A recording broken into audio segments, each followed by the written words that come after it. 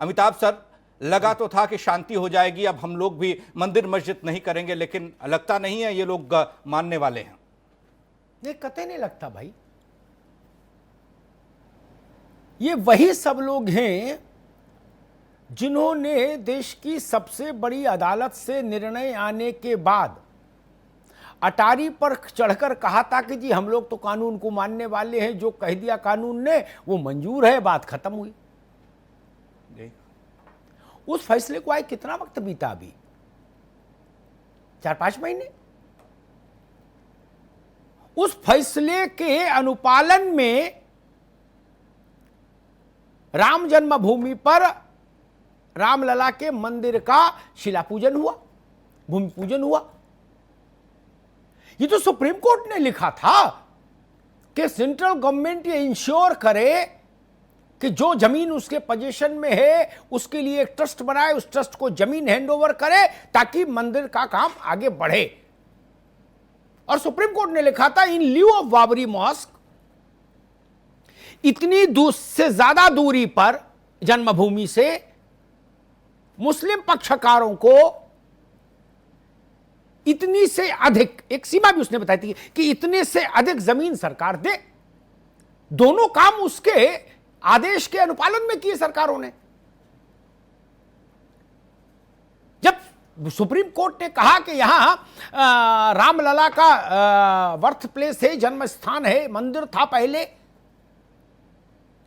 तब उसका अर्थ तो यही था ना। नहीं तो सुप्रीम कोर्ट ने किस लिए कहा कि ट्रस्ट बनाए, सरकार जमीन ट्रांसफर करे ताकि मंदिर का रास्ता प्रशस्त हो, सरकार उसमें सुविधा प्रदाता की भूमिका में रहे।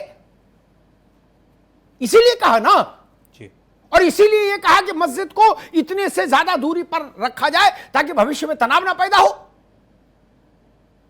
तो आज जब भूमि पूजन हुआ, भूमि पूजन को 24 घंटे नहीं हुए और फिर वही स्वर जो मैं 85 के आसपास से सुन रहा था, 90 के दशक में सुन रहा था, वही स्वर देख रहे हूं। तब भी यही कहा जाता था कि जो मस्जिद है वो मस्जिद है, हमेशा रहेगी। आज भी वही बात है। अभी तक लड़ाई थी राष्ट्रीय स्वयंसेवक संघ, बजरंग दल, विश्व हिंदू परिषद, भाजपा और मुस्लिम संगठनों के बीच में, मान लीजिए। लेकिन तब आप एक दूसरे का मान मर्दन कर रहे थे, वहां तक चलो कम ऐतराज था। अब तो सुप्रीम कोर्ट को लपेट लिया। आज दोपहर में इसी मंच पर मैं शफीकुर रहमान बर्क से बात कर रहा था।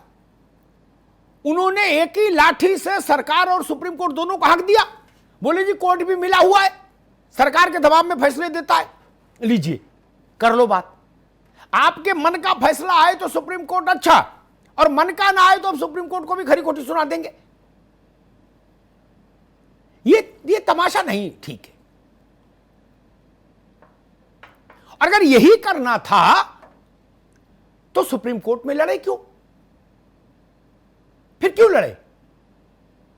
अगर उसकी बात का मान नहीं रखना था, उसकी भी अवमानना करनी थी, तो क्यों लड़े?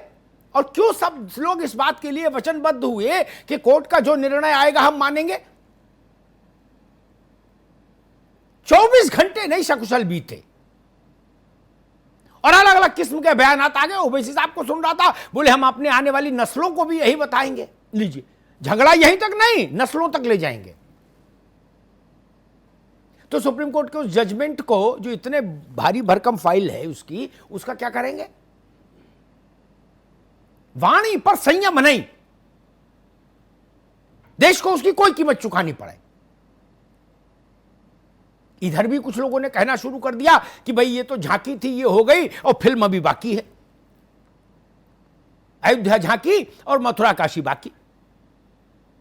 सब तरफ से लाठियों में सरसों का तेल पिलाए जाने का पुनीत कार्यक्रम शुरू हो गया 24 घंटे के भीतर। दक्षिण में भी एक कोई मंत्री जी हैं, कर्नाटक के शायद, वो भी ऐलान कर दिए कि बाबा विश्वनाथ और कृष्ण भगवान हम आ रहे हैं। बताइए, उनको वहां कहां कर्नाटक में, कर्नाटक का ही मसला देख ले। अजब हाल है भाई, अजब हाल है। मन में खिन्नता पैदा हो जाती है। कोर्ट ने बंटवारा कर दिया, आपकी जमीन अलग, उनकी जमीन अलग। वो भव्य मंदिर बनाए, आप भव्य मस्जिद बनाओ, फिर लठम क्यों कर रहे हैं? ये तमाशा है, ये तमाशा देश को मंजूर नहीं होना चाहिए।